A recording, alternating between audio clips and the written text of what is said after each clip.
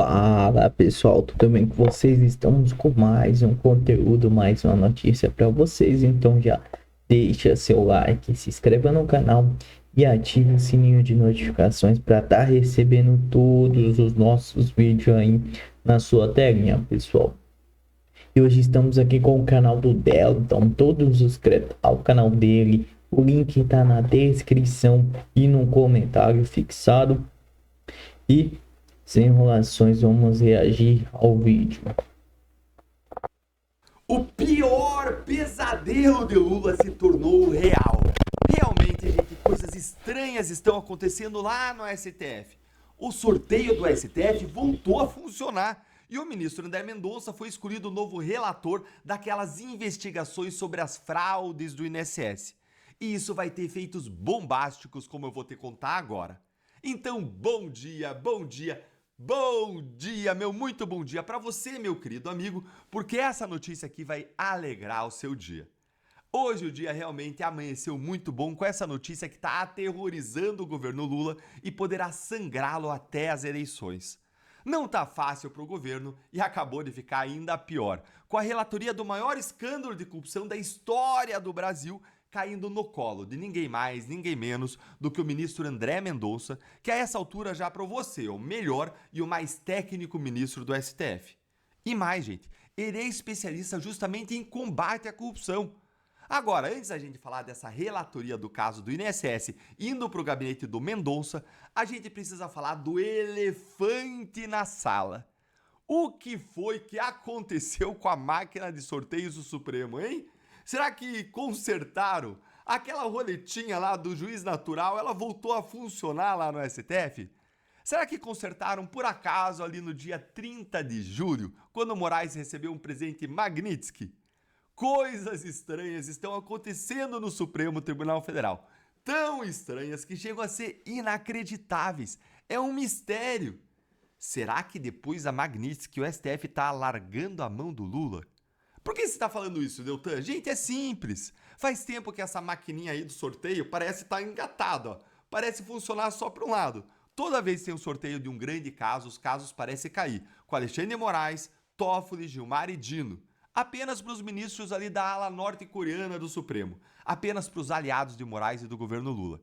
Inclusive, no ano passado, o portal UOL, ele tentou fazer uma auditoria aí nesse sistema. Aí o ministro Barroso autorizou, mas quando chegou o dia, ele mudou de ideia. E aí ele proibiu a auditoria. Olha aí, ó. STF impede o UOL de auditar sistema de distribuição de processos no tribunal. Ué, impediu por quê, hein? Tem alguma coisa lá que o UOL não possa ver? Tudo no STF não é feito com a mais absoluta transparência, como o Barroso garganteou para o Pedro Vaca naquela visita da OEA? Então por que impedir a auditoria, hein? Pois é, ninguém sabe nem ele explicou. Suspeito, né? Mas eis que agora tudo volta a funcionar. É como disse o André Marcília nesse comentário excepcional aqui no X. Parece que o STF largou oficialmente a mão do governo. Em outros tempos, o caso terminaria com o ministro aliado. A CPMI com a oposição, Mendonça com a relatoria, o governo Lula sangrará até as eleições de forma melancólica. Pois é, gente, acompanha aqui comigo essa reportagem aqui do Estadão, ó. Na semana passada, o Procurador-Geral da República, Paulo Gonet, pediu que o caso saísse das mãos do ministro Dias Toffoli e houvesse uma redistribuição. O presidente do STF, ministro Luiz Roberto Barroso, acolheu o pedido e, após sorteio, o processo foi redistribuído para o ministro Mendonça, que foi indicado pelo ex-presidente Jair Bolsonaro. Gente, isso aqui é gigante. Vocês não têm ideia.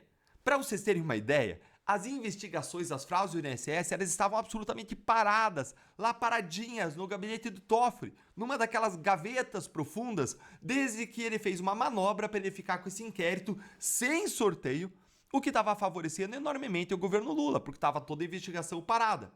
Aí a revista Piauí contou isto aqui, ó. Dá uma olhadinha aqui. Desde junho, quando o Toffoli abriu um procedimento sigiloso no STF e pediu a cópia de todas as investigações, os inquéritos em andamento na primeira instância entraram em suspenso. Ou seja, todas as investigações estavam andando, pararam, porque o Toffoli pediu cópia, disse, olha, deixa eu ver aqui o que está acontecendo. O ministro Dias Toffoli ele não mandou parar nada, mas a sua caneta produziu indiretamente esse efeito. Afinal de contas, policiais e procuradores deixaram de agir com receio de verem suas diligências anuladas mais adiante. É real, gente, isso aqui. Qual que é o problema? Quando o ministro fala, deixa eu ver isso aqui, porque tem gente com foro privilegiado, se você segue investigando, depois ele fala, olha só, depois de 1 ano, 2 anos, ele olha e fala, olha só, eu analisei e realmente tem alguém aqui com foro privilegiado, então vou anular tudo, vou derrubar tudo, acaba com as investigações, acaba com as provas, acaba com tudo. Ou seja, o Toffoli tentou puxar a investigação do escândalo do PT para ele, parou as investigações, mas ele foi derrotado. E o caso acabou caindo com André Mendonça, que é especialista justamente em combate à corrupção. E tem mais. Agora, as investigações de fato vão andar por 2 razões. Primeiro, porque a PGR ela defendeu que os casos em que tem alguma menção à autoridade com foro privilegiado fiquem no STF com Mendonça, enquanto que todos os demais casos devem ir para a primeira instância, onde as coisas andam de verdade. O que é a coisa certa a se fazer. Sempre, aliás, deveria ter sido assim em todos os casos, inclusive com aqueles do 8 de janeiro. E sempre foi assim na Lava Jato, aliás. Isso significa que as investigações elas vão correr muito mais rápido agora e elas serão bem mais efetivas, com grande parte dos casos sendo decididos em primeira instância.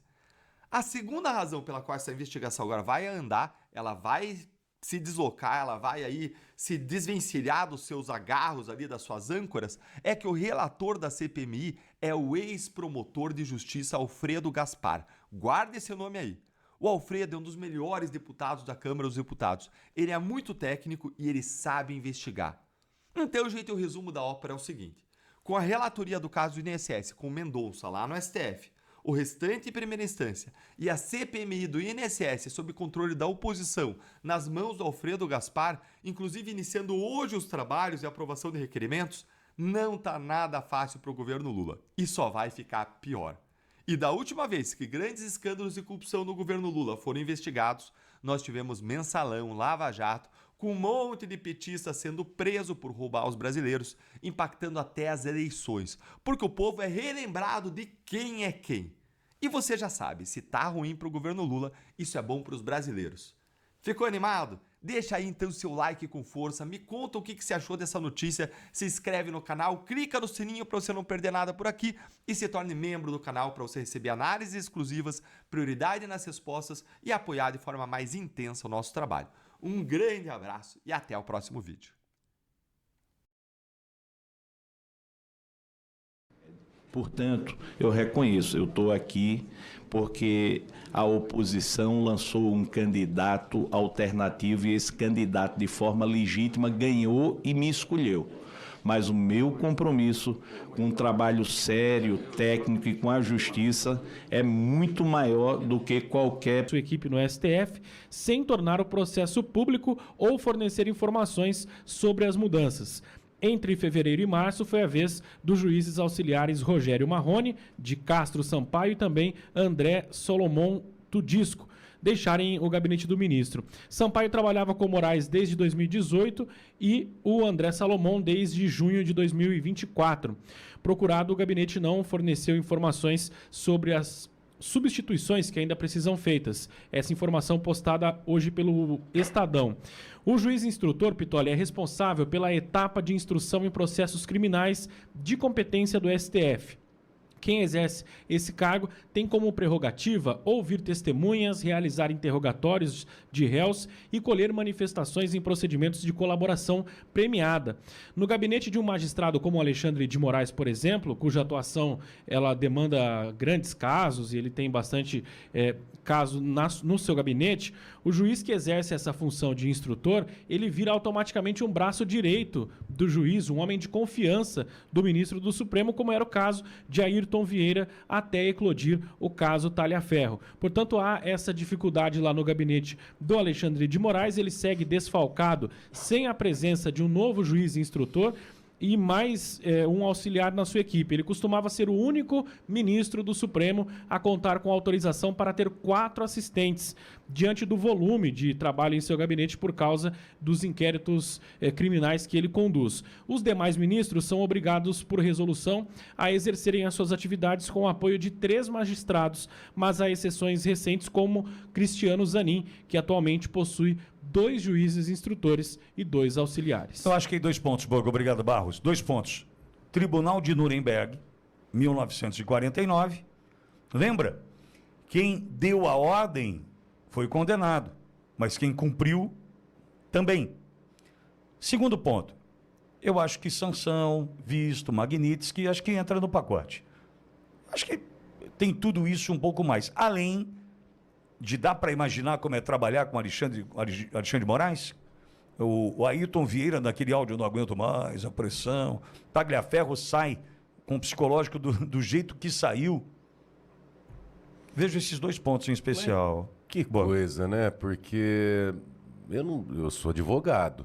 Seria uma honra, né? Um orgulho trabalhar como um juiz auxiliar do ministro do Supremo Tribunal Federal. O salário compensa.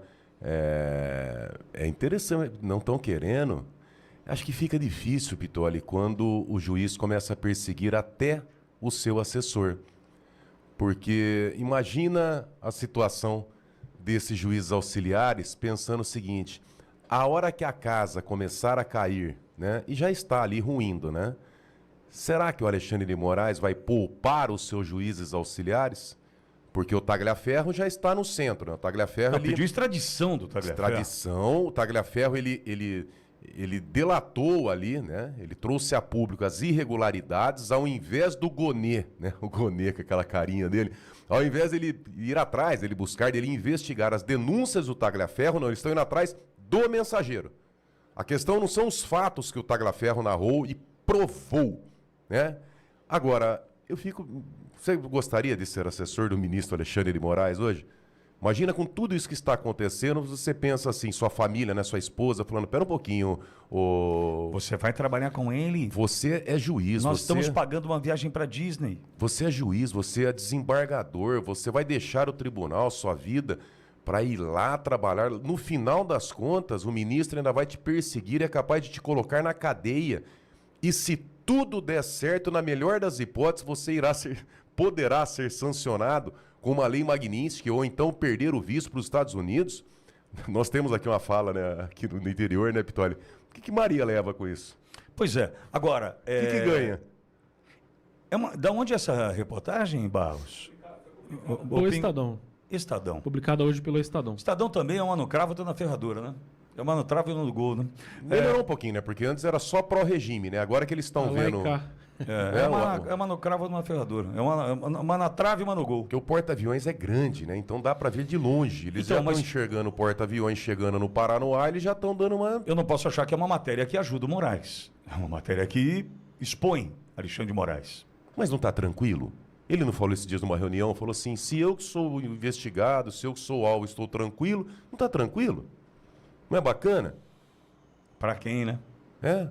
Prender velhinhas, prender idosos, prender crianças junto com idosos, deixar o Clezão morrer, perseguir as pessoas, é bacana, né? Olha, ainda acho que tem muito por vir, é óbvio. Só que esse tornar-se pestilento era só uma questão de tempo. Porque, Borgo, a gente está aqui no meio do furacão, a gente discute todo dia política, todo dia opinião, todo dia num Brasil pródigo e tal. Ok. Só que uma pessoa com um mínimo de discernimento e sensatez já olhou para o que está acontecendo no Brasil e já concluiu, isso vai dar errado. Isso aqui não pode dar certo. A única coisa certa é que não vai dar certo. É que não vai dar certo. Só. Espera um pouquinho. Criaram um 8 de janeiro e no meio disso tudo prenderam 2.000 pessoas para a gente então poder condenar o Bolsonaro a 40 anos. Então a gente vai sustentar essa narrativa mentirosa. É isso mesmo? Tá. E isso vai dar certo? Aí o cara... Porque, vamos lá, Bogô. O ministro Alexandre de Moraes não é juiz de carreira. Mas os assessores, o Ayrton Vieira, sim. Certo? Desembargador. Esse cara olha para a carreira, por mais que tenha tido risadinha, por mais que disse que eles vão ter o lugar certo que é a prisão, por mais que tenha sido, em algum momento, venenosinho, né? E que, para mim, eu já não nutria nenhum respeito pelo cidadão. E quando ele vem e ri Vamos prender essa turma? Para mim. Não, que eles merecem, né? Que eles Prisão. merecem. Você pode imaginar o carinho que eu tenho por esse cara. Lembrando da dona Vildete, da dona Iraci, da dona Juscelene, do Clezão que morreu, do outro cidadão que foi internado lá, as últimas, nem sei como é que está o estado de saúde dele. Por exemplo, eu recebi ontem a mensagem de um pai, me mandou, Pitoli, olha essa. O filho condenado, acho que há 17 anos. Morreu a avó, morreu a sogra desse senhor que falou comigo ontem. Aí autorizaram ele sair da cadeia para ir até o enterro da avó, em Formosa, Goiás. Aí eu escrevi para aquele senhor, falei, quanta tristeza. E ele escreve assim, acho que quanta revolta também, Pitoli, meu filho é inocente, meu filho está preso, condenado a 17. Nossa. Veja, quando a gente fala de anistia, tem alguém que na multidão grita sem anistia, e olha, a dona Eunice ficando brava comigo agora, minha mãe ficando brava. Cara, eu desejava muito que esse cara tivesse a mãe presa, o pai preso. Eu desejo muito que esse cara, além de presa a mãe, tomando um soco na cara de bandido dentro da cadeia, porque ela é bolsonarista, sabe? Olha, eu não posso desejar mal para os outros, mas eu não consigo. Nesse momento, eu viro um primitivo aqui. Porque o cara que grita sem anistia, né? É o cara que... Eu tenho aqui as mensagens desse pai desolado, o filho indo até o enterro da avó. E cravando aqui, por um crime que não ocorreu. Não cometeu. Por perseguição política. Aí pega um desembargador, para terminar esse comentário, pega um desembargador, que ele tem uma história. Veja, eu posso não concordar com tudo que ele pensa, da forma como ele pensa, posso olhar para o cara e achar um puta de um babaca, porque é o cara que escreveu no grupo lá que vão ter o que merece, vai ser a prisão. E depois chora.